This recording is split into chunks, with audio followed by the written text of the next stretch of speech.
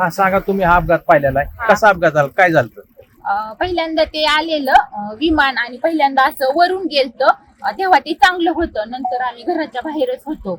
आम्ही गुरांना खायलाही टाकलं आणि घरानंतर आलो तर आम्ही बाहेर होतो आणि ते विमान गेलेलं असं खालून आलेलं आणि खालून असं ते खालून आलं आणि ते बरोबर वरती जायचं ते असं खाली त्याला अटॅक झालं. ते बरोबर म्हणजे 8:45 तेव्हा वाजलेल्या आणि त्याचा म्हणजे आम्ही पाहिलं पण एवढा मोठा त्याचा असा स्फोट झाला ना की आमच्या घरापर्यंत आला.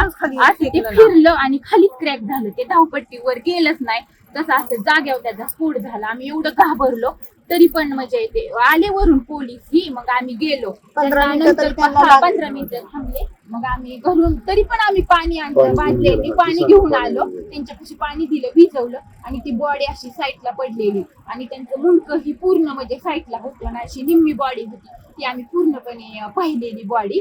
आणि नंतर ते म्हणले कापड वगैरे, मग आम्ही ब्लँकेट ही सगळं गुंडाळायला दिली आणि तसं झाल्यानंतर 15-20 मिनिटांनी मग ते गाडी आली आणि ते बॉडी अशी गुंडळून नेली. वाईट झालं ते बघितल्याला आम्ही खूप घाबरलो. तुम्ही काय बघितलं? तेच बघितलं, ते येऊन खाली कोसळलं.